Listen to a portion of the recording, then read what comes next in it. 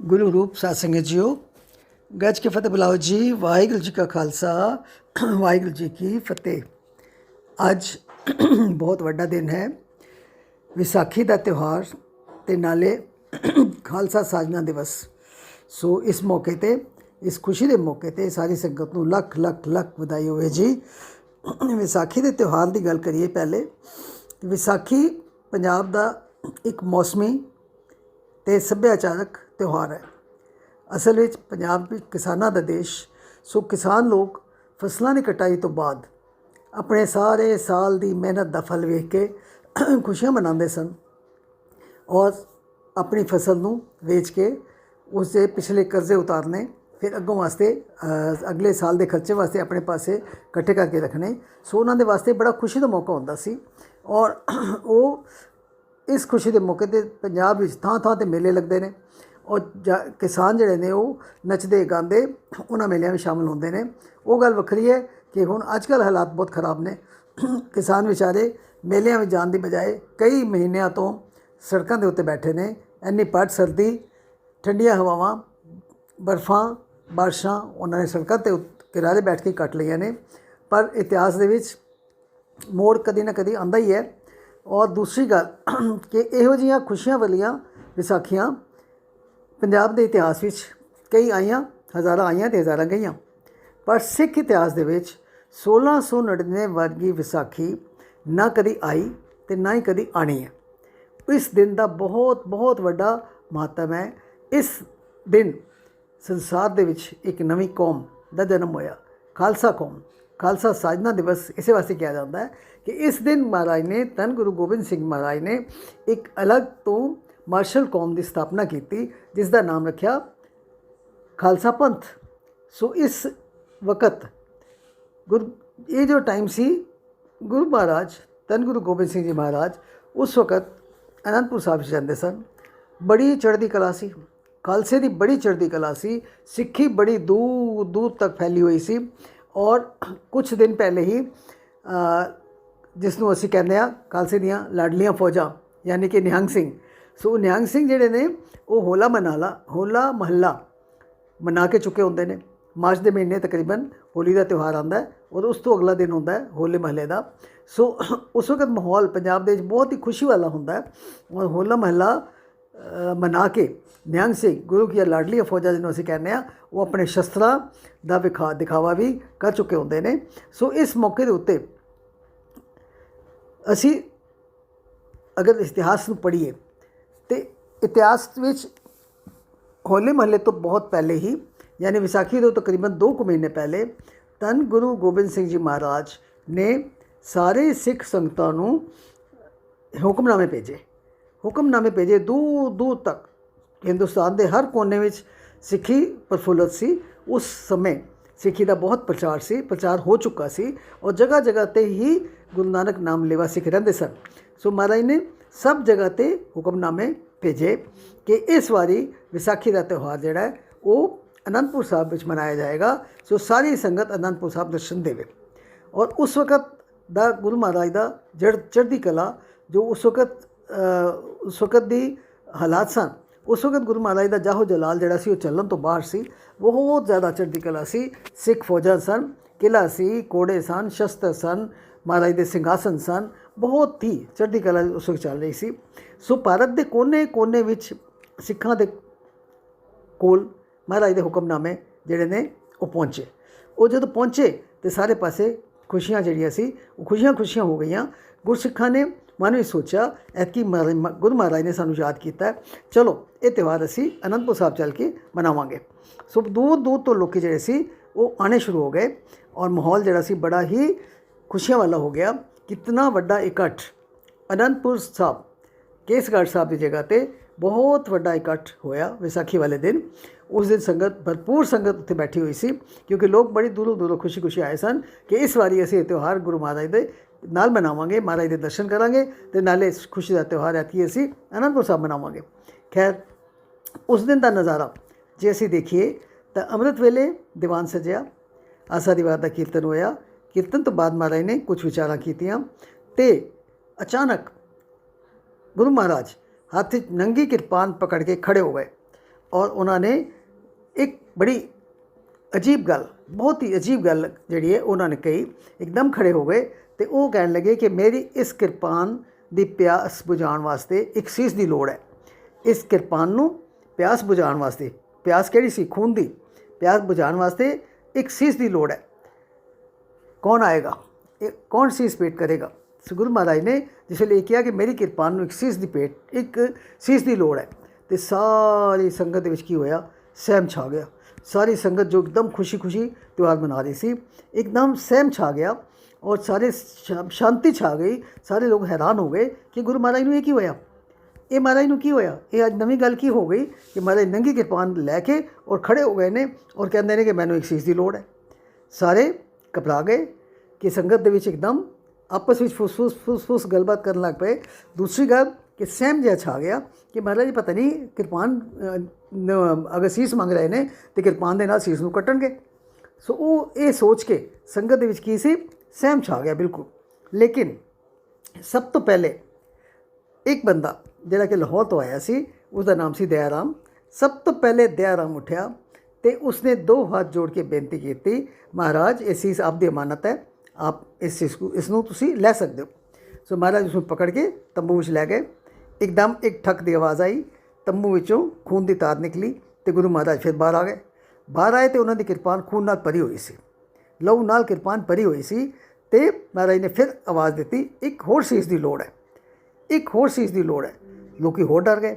फिर उस तो बाद की होया कि लोग जिहड़े खिसकने शुरू हो गए, साढ़े वर्गे डरपोक जिहड़े बंदे सन वो खिसकने शुरू हो गए, क्योंकि उन्होंने सोचा सी कि ऐतकी ये त्यौहार तो बड़ा खुशियां नाल असीं उत्थे मनावांगे, उत्थे महाराज के दर्शन करके तो अपना मेला देखांगे, खुशी खुशी अपने घर आ जावांगे। तो इत्थे महाराज की करन, महाराज तो बंदियां नूं मारन लग पे ने, तलवार लैके किरपान लैके तो लोग ये महाराज के बंदियां नूं मारन लग पे ने। तो ये फिर एक सीस होर उन्होंने मंग लिया। हुण की होया, हुण एक दूसरा एक सिख होर उठ्या, उसका नाम सी धर्मदास। वो धर्मदास उठ्या तो उसने कहा महाराज तो मेरा सीस तुहाडे चरणों में हाज़र है। इस तरह करते करते गुरु महाराज ने 5 वारी सीस मंगे। तो इस तो बाद मोहकम चंद, हिम्मत राय तो साहिब चंद थोड़े थोड़े समय के बाद वो खड़े होए तो उन्होंने अपना सीस जिहड़ा सी महाराज को भेंट कर दिता। हुण की होया कि थोड़े महाराज उन्होंने सारिਆਂ ਨੂੰ तंबू विच लै गए सी। थोड़े समय के बाद जदों महाराज बाहर आए तो उन्होंने चेहरे के उत्ते एक अलौकिक नूर सी, चाल चली नहीं जा रही सी, बड़ा नूर चेहरे का इतना नूर सी कि अखां भर के देखना भी जिहड़ा वो बहुत मुश्किल सी। महाराज नूं देखना भी बड़ा औखा सी, क्योंकि उन्होंने चेहरे ते एक अगम्मी नूर सी। क्योंकि शायद एक तसल्ली सी, एक सैटिस्फैक्शन सी गुरु महाराज की। 24 साल पहले जो सपना उन्होंने देखा सी, उस सपने नूं पूरे होने की एक तसल्ली उन्होंने चेहरे के उत्ते वो नज़र आ रही सी। क्योंकि 24 साल पहले धन गुरु तेग बहादुर जी महाराज की शहीदी तो बाद उन्होंने सीस के संस्कार करन तो बाद आनंदपुर साहब जिहड़ा गुरुद्वारा सीसगंज साहब है, उस सीसगंज गुरुद्वारे के सामने एक गुरुद्वारा होर है जिसका नाम है अकाल बुंगा। सो उस अकाल बुंगा नाम के गुरुद्वारे हुण तो गुरुद्वारा बन गया, उत्थे तो एक थड़ाई सी उस वक्त। सो उत्थे महाराज ने एक बेनती, एक ऐलान किया सी कि मैं एक ऐसी कौम बनावांगा जिहड़ी कि लखां विचों खड़ा एक बंदा भी पछाणिया जाएगा, तो नाले मेरी कौम के बंदे जिहड़े वो मौत तो नहीं डरनगे। सो ये गल 24 साल पहले दी सी। सो गुरु महाराज 24 साल प्लैनिंग करते रहे, 24 साल संगत को ट्रेन करते रहे, और शायद अज वो दिन आ गया सी जदों वो एक नवीं कौम बनाने वास्ते उन्होंने ये सारा जो सी कोता को रचिया सी। सो वो शायद उन्होंने चेहरे ते जिहड़ा नूर सी वो उस तसल्ली का सी, उस सैटिस्फैक्शन का सी कि 24 साल पहले देखा होया सपना जिहड़ा वो अज पूरा होने लगा। हुण की है कि महाराज बाहर निकले तंबू तो उन्होंने पिछे वो 5 सिख इक्को जी पोशाक पा के 5 ककार सजा के तो वो संगत के सामने 5 आ गए।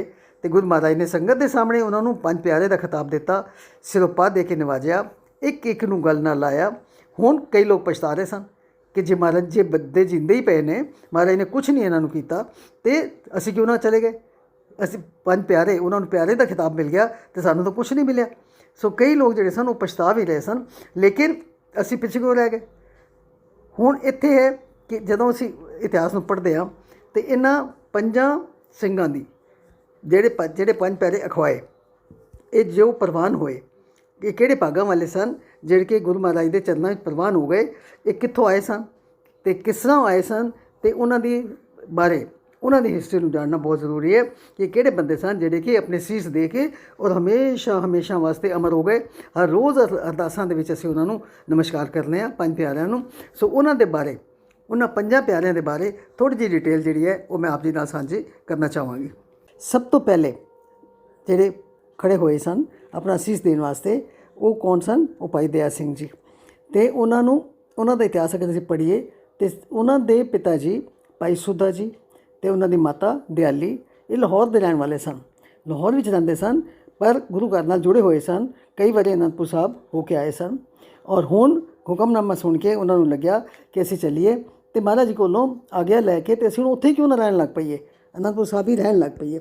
ਸੋ ਉਹਨਾਂ ਦੀ ਮਨ ਦੀ ਇੱਛਾ ਪੂਰੀ ਹੋਈ ਕਿਉਂਕਿ ਉਹਨਾਂ ਦਾ ਪੁੱਤਰ ਜਿਸ ਦਾ ਨਾਮ ਸੀ ਦਇਆ ਰਾਮ, ਉਸ ਦਇਆ ਰਾਮ ਨੇ ਵਿਸਾਖੀ ਵਾਲੇ ਦਿਨ ਸਭ ਤੋਂ ਪਹਿਲੇ ਆਪਣਾ ਸੀਸ ਜਿਹੜਾ ਸੀ ਉਹ ਆਫਰ ਕੀਤਾ ਸੀ। ਮਹਾਰਾਜ ਨੂੰ ਕਿਹਾ ਸੀ ਕਿ ਸੀਸ ਤੁਸੀਂ ਲੈ ਸਕਦੇ ਹੋ ਔਰ ਉਹ ਆਪਣਾ ਸੀਸ ਦੇ ਕੇ ਉਸਨੇ ਸਭ ਤੋਂ ਪਹਿਲੇ ਪਿਆਰੇ ਦਾ ਖਿਤਾਬ ਜਿਹੜਾ ਸੀ ਉਹ ਪ੍ਰਾਪਤ ਕੀਤਾ ਸੀ।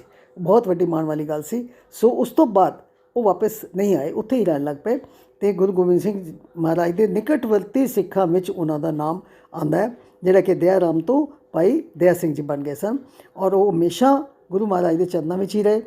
ਉਹਨਾਂ ਦੇ ਨਾਲ ਚਮਕੌਰ ਦੀ ਲੜਾਈ ਵਿੱਚ ਜਦੋਂ ਮਹਾਰਾਜ ਚਮਕੌਰ ਦੀ ਗੜੀ ਵਿੱਚੋਂ ਰਾਤ ਨੂੰ ਨਿਕਲੇ ਸਨ ਅਤੇ ਉਸ ਵਕਤ ਭਾਈ ਦਇਆ ਸਿੰਘ ਜੀ ਵੀ ਉਹਨਾਂ ਦੇ ਨਾਲ ਗਏ ਸਨ ਔਰ ਉਸ ਤੋਂ ਬਾਅਦ ਵੀ ਅੰਤਮ ਸਮੇਂ ਤੱਕ ਉਹ ਗੁਰੂ ਮਹਾਰਾਜ ਦੇ ਚਰਨਾਂ ਵਿੱਚ ਹੀ ਰਹੇ, ਗੁਰੂ ਮਹਾਰਾਜ ਦੇ ਨਾਲ ਹੀ ਰਹੇ। ਔਰ ਜ਼ਫਰਨਾਮਾ ਦੇਣ ਵਾਸਤੇ ਜਦੋਂ ਮਹਾਰਾਜ ਨੇ ਕਿਸੇ ਨੂੰ ਭੇਜਣਾ ਸੀ ਅਤੇ ਉਹਨਾਂ ਨੂੰ ਲੱਗਿਆ ਕਿ ਮੈਂ ਕਿਉਂ ਨਾ ਭਾਈ ਦਇਆ ਸਿੰਘ ਨੂੰ ਭੇਜਾਂ। ਤਾਂ ਭਾਈ ਦਇਆ ਸਿੰਘ ਅਤੇ ਭਾਈ ਧਰਮ ਸਿੰਘ, ਇਹਨਾਂ ਦੋਨਾਂ ਨੂੰ, ਇਸ ਦਾ ਮਤਲਬ ਕਿਤਨੇ ਵਿਸ਼ਵਾਸ ਪਾਤਰ ਸਨ ਕਿ ਮਹਾਰਾਜ ਨੇ ਉਹਨਾਂ ਨੂੰ ਇਸ ਕੰਮ ਵਾਸਤੇ ਭੇਜਿਆ।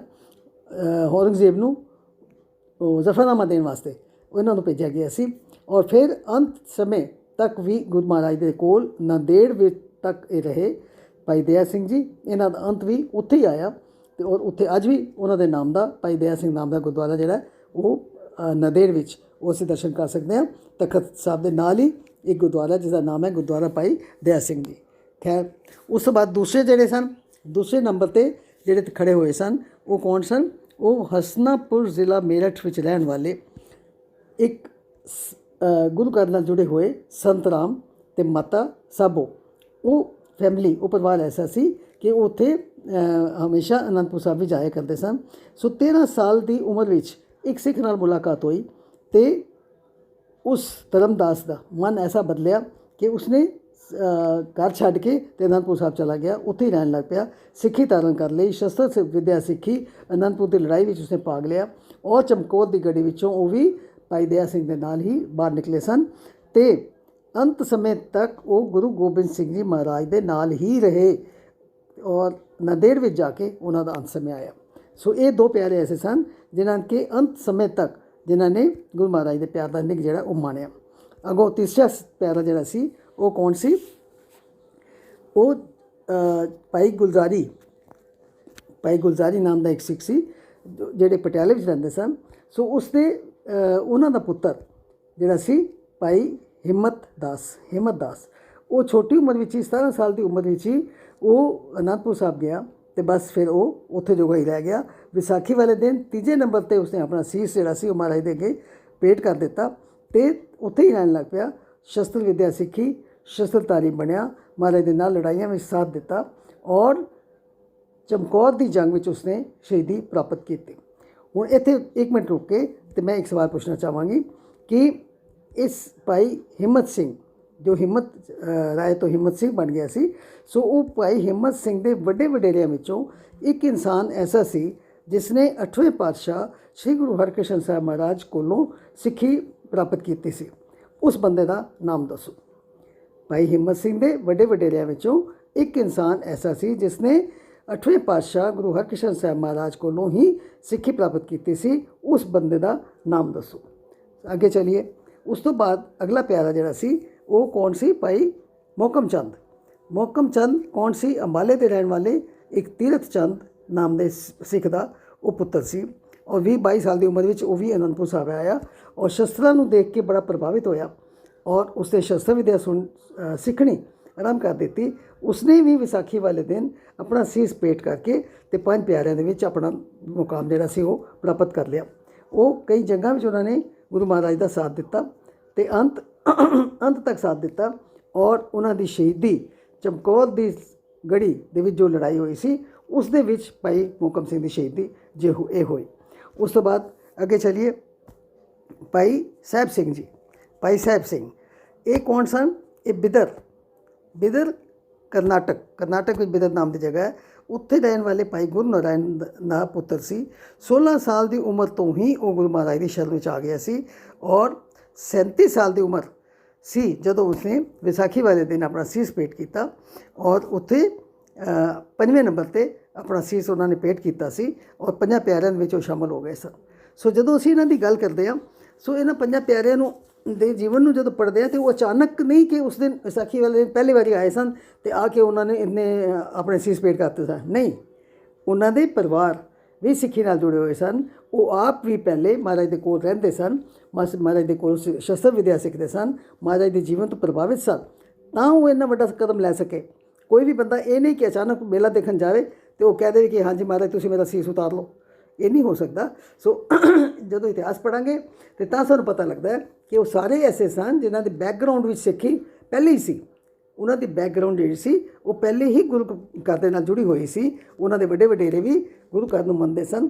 ਸੋ ਉਹਨਾਂ ਦਾ ਜੀਵਨ ਜਿਹੜਾ ਸੀ ਉਹ ਗੁਰੂ ਮਹਾਰਾਜ ਦਾ ਜੀਵਨ ਦੇਖ ਕੇ ਅਤੇ ਉਹਨਾਂ ਦੇ ਜੀਵਨ ਪਲਟੇ ਖਾ ਗਏ ਸਨ, ਔਰ ਉਹਨਾਂ ਨੇ ਸੋਚਿਆ ਸੀ ਕਿ ਅਸੀਂ ਹੁਣ ਗੁਰੂ ਮਹਾਰਾਜ ਦੀ ਸ਼ਰਨ ਵਿੱਚ ਹੀ ਰਹਾਂਗੇ।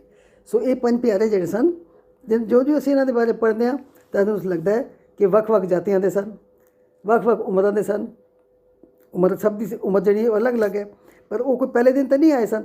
ਉਹ ਕਿਤਨੇ ਭਾਗਵਾਨ ਸਨ, ਕਿਤਨੀ ਅੱਛੀ ਕਿਸਮਤ ਵਾਲੇ ਸਨ ਕਿ ਹਰ ਰੋਜ਼ ਕਰੋੜਾਂ ਲੋਕ ਉਹਨਾਂ ਨੂੰ ਨਮਸਕਾਰ ਕਰਦੇ ਨੇ। ਜਦੋਂ ਮਹਾਰਾਜ ਨੇ ਉਹਨਾਂ ਨੂੰ ਤੰਬੂ 'ਚੋਂ ਬਾਹਰ ਕੱਢਿਆ ਅਤੇ ਸੰਗਤ ਦੇ ਸਾਹਮਣੇ ਪੇਸ਼ ਕੀਤਾ ਅਤੇ ਸਾਰੇ ਲੋਕ ਦੇਖ ਕੇ ਹੈਰਾਨ ਰਹਿ ਗਏ। ਫਿਰ ਗੁਰੂ ਮਹਾਰਾਜ ਨੇ ਕੀ ਕੀਤਾ, ਇੱਕ ਖੰਡਾ ਅਤੇ ਇੱਕ ਬਾਟਾ ਮੰਗਾਇਆ। ਉਸ ਬਾਟੇ ਵਿੱਚ ਸਤਲੁਜ ਦਾ ਪਾਣੀ ਪਾ ਕੇ ਅਤੇ 5 ਬਾਣੀਆਂ ਦਾ ਪਾਠ ਕੀਤਾ, ਨਾਲ ਖੰਡਾ ਚਲਾ ਰਹੇ ਸਨ ਅਤੇ ਉਹ ਕੀ ਬਣ ਰਿਹਾ ਸੀ, ਉਹ ਇੱਕ ਤਰ੍ਹਾਂ ਨਾਲ ਅੰਮ੍ਰਿਤ ਬਣ ਰਿਹਾ ਸੀ। ਮਾਤਾ ਜੀ ਜਿਹੜੇ ਪਤਾਸੇ ਕੋਲੋਂ ਲੰਘੇ ਅਤੇ ਉਹਨਾਂ ਨੇ ਦੇਖਿਆ ਅਤੇ ਉਹਨਾਂ ਦੀ ਝੋਲੀ ਵਿੱਚ ਜਿਹੜੇ ਪਤਾਸੇ ਸਨ ਉਹਨਾਂ ਨੇ ਉਸ ਬਾਟੇ ਦੇ ਵਿੱਚ ਪਾ ਦਿੱਤੇ, ਔਰ ਉਹ ਜੋ ਮਾਤਾ ਜੀ ਦੇ ਪਤਾਸੇ ਸਨ ਉਹ ਨਿਮਰਤਾ ਅਤੇ ਮਿਠਾਸ ਦਾ ਪ੍ਰਤੀਕ ਸਨ ਕਿ ਇਸ ਦੇ ਵਿੱਚ ਖਾਲਸੇ ਦੇ ਵਿੱਚ ਨਿਮਰਤਾ ਵੀ ਹੋਣੀ ਚਾਹੀਦੀ ਹੈ ਔਰ ਮਿਠਾਸ ਵੀ ਹੋਣੀ ਚਾਹੀਦੀ ਹੈ। ਸੋ ਉਹ ਮਾਤਾ ਜੀ ਜਿਹੜੇ ਸਨ ਉਹਨਾਂ ਨੂੰ ਗੁਰੂ ਗੋਬਿੰਦ ਸਿੰਘ ਜੀ ਮਹਾਰਾਜ ਨੇ ਇੱਕ ਬਹੁਤ ਵੱਡਾ ਖਿਤਾਬ ਦਿੱਤਾ ਸੀ। ਇੱਥੇ ਅੱਜ ਮੈਂ ਇੱਕ ਹੋਰ ਵੀ ਦੂਸਰਾ ਸਵਾਲ ਵੀ ਇਹ ਪੁੱਛਣਾ ਚਾਹਾਂਗੀ ਕਿ ਮਾਤਾ ਜੀ ਨੂੰ ਉਸ ਦਿਨ ਗੁਰੂ ਗੋਬਿੰਦ ਸਿੰਘ ਜੀ ਨੇ ਕੀ ਖਿਤਾਬ ਦਿੱਤਾ ਸੀ? ਇੱਕ ਬਹੁਤ ਵੱਡਾ ਖਿਤਾਬ ਦਿੱਤਾ ਸੀ। ਉਹ ਖਿਤਾਬ ਦੱਸੋ ਕਿ ਮਾਤਾ ਜੀ ਨੂੰ ਗੁਰੂ ਗੋਬਿੰਦ ਸਿੰਘ ਜੀ ਨੇ 1699 ਦੀ ਵਿਸਾਖੀ ਵਾਲੇ ਦਿਨ ਕਿਹੜਾ ਖਿਤਾਬ ਦਿੱਤਾ ਸੀ?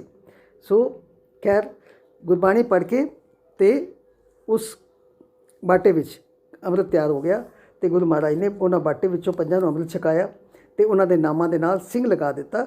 ਸਾਰਿਆਂ ਦੇ ਨਾਮਾਂ ਨਾਲ ਸਿੰਘ ਲੱਗ ਗਿਆ। ਅਤੇ ਉਸ ਤੋਂ ਵੀ ਵੱਡੀ ਗੱਲ ਇੱਕ ਹੋਰ ਉਹਨਾਂ ਨੇ ਕੀਤੀ, ਗੁਰੂ ਮਹਾਰਾਜ ਨੇ ਉਸ ਤੋਂ ਵੀ ਇੱਕ ਵੱਡੀ ਗੱਲ ਕੀਤੀ। ਉਹ ਕੀ ਕੀਤੀ ਕਿ ਉਹਨਾਂ ਪੰਜਾਂ ਦੇ ਸਾਹਮਣੇ ਖੜੇ ਹੋ ਕੇ ਗੋਡੇ ਟੇਕ ਕੇ 2 ਹੱਥ ਜੋੜ ਕੇ ਉਹਨਾਂ ਨੇ ਅੰਮ੍ਰਿਤ ਦੀ ਦਾਤ ਮੰਗੀ ਅਤੇ ਉਹਨਾਂ ਨੇ ਕਿਹਾ ਤੁਸੀਂ ਸਾਰੇ ਸਿੰਘ ਸੱਜ ਗਏ ਹੋ, ਮੈਂ ਤਾਂ ਅਜੇ ਤੱਕ ਗੋਬਿੰਦ ਰਾਏ ਹਾਂ, ਮੈਨੂੰ ਵੀ ਅੰਮ੍ਰਿਤ ਛਕਾਓ, ਮੈਨੂੰ ਵੀ ਗੋਬਿੰਦ ਰਾਏ ਤੋਂ ਗੋਬਿੰਦ ਸਿੰਘ ਬਣਾਓ, ਤੁਸੀਂ ਇਹ ਕਿਰਪਾ ਕਰੋ ਮੇਰੀ ਝੋਲੀ ਵਿੱਚ ਅੰਮ੍ਰਿਤ ਦੀ ਦਾਤ ਪਾਓ।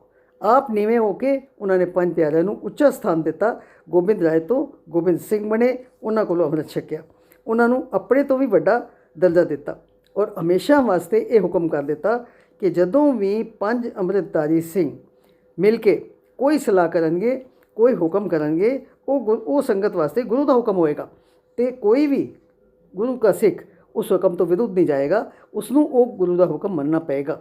ਸੋ ਇਸ ਤਰ੍ਹਾਂ ਕਰਕੇ ਗੁਰੂ ਮਹਾਰਾਜ ਨੇ ਉਹਨਾਂ ਪੰਜਾਂ ਨੂੰ ਆਪਣੇ ਤੋਂ ਵੀ ਵੱਡਾ ਦਰਜਾ ਦੇ ਦਿੱਤਾ ਔਰ ਆਪਣੀ ਜ਼ਿੰਦਗੀ 'ਚ ਉਹਨਾਂ ਨੇ ਇਹ ਚੀਜ਼ ਅਜ਼ਮਾ ਕੇ ਵੀ ਦਿਖਾਈ ਕਿ ਕਿਸੇ ਵਕਤ ਐਸਾ ਮੌਕਾ ਆਇਆ ਸੀ ਕਿ ਉਹਨਾਂ ਨੂੰ ਪੰਜ ਪਿਆਰਿਆਂ ਦਾ ਹੁਕਮ ਮੰਨ ਕੇ ਚਮਕੌਰ ਦੀ ਗੜੀ ਛੱਡਣੀ ਪਈ ਸੀ ਕਿਉਂਕਿ ਉਸ ਵਕਤ ਪੰਜ ਪਿਆਰਿਆਂ ਨੇ ਇਹ ਗੱਲ ਯਾਦ ਦਿਲਾਈ ਸੀ ਕਿ ਤੁਸੀਂ ਕਿਹਾ ਸੀ ਕਿ ਪੰਜਾਂ ਦਾ ਹੁਕਮ ਖਾਲਸੇ ਨੂੰ ਮੰਨਣਾ ਪਏਗਾ। ਸੋ ਤੁਸੀਂ ਇਸ ਵਕਤ ਗੁਰੂ ਬਣ ਕੇ ਨਹੀਂ, ਖਾਲਸੇ ਦੇ ਇੱਕ ਮੈਂਬਰ ਬਣ ਕੇ ਅਸੀਂ ਤੁਹਾਨੂੰ ਹੁਕਮ ਦਿੰਦੇ ਹਾਂ ਕਿ ਤੁਸੀਂ ਚਮਕੌਰ ਦੀ ਗੜੀ ਨੂੰ ਛੱਡ ਕੇ ਚਲੇ ਜਾਓ। ਔਰ ਗੁਰੂ ਮਹਾਰਾਜ ਨੂੰ ਇਹੀ ਵਾਅਦਾ ਯਾਦ ਕਰਾਇਆ ਗਿਆ ਸੀ ਔਰ ਗੁਰੂ ਮਹਾਰਾਜ ਨੂੰ ਮੰਨਣਾ ਪਿਆ ਸੀ। ਉਹਨਾਂ ਪੰਜਾਂ ਦਾ ਹੁਕਮ ਮੰਨ ਕੇ ਹੀ ਮਹਾਰਾਜ ਚਮਕੌਰ ਦੀ ਗੜੀ ਵਿੱਚੋਂ ਬਾਹਰ ਨਿਕਲੇ ਸਨ। ਸੋ ਇਹ ਉਹ ਸ਼ੁਭ ਦਿਨ ਸੀ, ਅੱਜ ਦਾ ਸ਼ੁਭ ਦਿਨ ਸੀ ਜਦੋਂ ਸੰਸਾਰ 'ਤੇ ਇੱਕ ਬਹੁਤ ਵੱਡੀ ਚੇਂਜ, ਇੱਕ ਬਹੁਤ ਵੱਡਾ ਬਦਲਾਵ ਆਇਆ ਸੰਸਾਰ ਦੇ ਉੱਤੇ। ਇੱਕ ਮਾਰਸ਼ਲ ਕੌਮ ਦਾ ਜਨਮ ਹੋਇਆ ਜਿਸ ਨੂੰ ਕਹਿੰਦੇ ਨੇ ਖਾਲਸਾ ਪੰਥ, ਖਾਲਸਾ ਕੌਮ। ਸੋ ਇਸ ਦਿਨ ਨੂੰ ਅਸੀਂ ਵਿਸਾਖੀ ਤਾਂ ਕਹਿੰਦੇ ਹਾਂ ਕਿਉਂਕਿ ਵਿਸਾਖ ਦੇ ਮਹੀਨੇ ਦਾ ਇਹ ਪਹਿਲਾ ਦਿਨ ਹੈ, ਸੰਗਰਾਂਦ ਦਾ ਦਿਨ ਹੈ। ਇਸ ਕਰਕੇ ਆਮ ਭਾਸ਼ਾ ਵਿੱਚ ਇਸ ਨੂੰ ਵਿਸਾਖੀ ਕਿਹਾ ਜਾਂਦਾ ਹੈ ਔਰ ਉਸ ਤਿਉਹਾਰ ਨੂੰ ਵਿਸਾਖੀ ਦਾ ਤਿਉਹਾਰ ਕਿਹਾ ਜਾਂਦਾ ਹੈ। ਲੇਕਿਨ ਇਤਿਹਾਸ ਦੇ ਵਿੱਚ ਇਸ ਦਾ ਨਾਮ ਕੀ ਹੈ? ਇਸ ਦਾ ਨਾਮ ਹੈ ਖਾਲਸਾ ਸਿਰਜਣਾ ਦਿਵਸ, ਖਾਲਸਾ ਸਾਜਨਾ ਦਿਵਸ। ਇਸ ਦਿਨ ਦਾ ਕੀ ਨਾਮ ਹੈ? ਖਾਲਸਾ ਸਾਜਨਾ ਦਿਵਸ। ਸੋ ਅੱਜ ਅਸੀਂ ਇਹ ਬਹੁਤ ਵੱਡਾ ਤਿਉਹਾਰ ਜਿਹੜਾ ਮਨਾ ਰਹੇ ਹਾਂ। ਗੁਰੂ ਮਹਾਰਾਜ ਕਿਰਪਾ ਕਰਨ, ਇਸੇ ਤਰ੍ਹਾਂ ਖਾਲਸੇ ਨੂੰ ਚੜ੍ਹਦੀ ਕਲਾ ਬਖਸ਼ਣ ਔਰ ਹਮੇਸ਼ਾ ਵਾਸਤੇ ਆਪਣੇ ਅੰਗ ਸੰਗ ਆਪਣੇ ਇਸ ਕੌਮ ਨੂੰ ਜੋ ਉਹਨਾਂ ਨੇ ਬਣਾਈ ਸੀ ਉਹਦੇ ਅੰਗ ਸੰਗ ਰਹਿਣ ਔਰ ਹਮੇਸ਼ਾ ਵਾਸਤੇ ਚੜ੍ਹਦੀ ਕਲਾ ਬਖਸ਼ਣ। ਸਮਾਂ ਇਜਾਜ਼ਤ ਨਹੀਂ ਦੇ ਰਿਹਾ, ਸੋ ਅੱਜ ਦਾ ਪ੍ਰੋਗਰਾਮ ਇੱਥੇ ਹੀ ਸਮਾਪਤ ਹੈ ਜੀ। ਭੁੱਲਾਂ ਚੁੱਕਣ ਦੀ ਖਿਮਾ। ਵਾਹਿਗੁਰੂ ਜੀ ਕਾ ਖਾਲਸਾ, ਵਾਹਿਗੁਰੂ ਜੀ ਕੀ ਫਤਿਹ।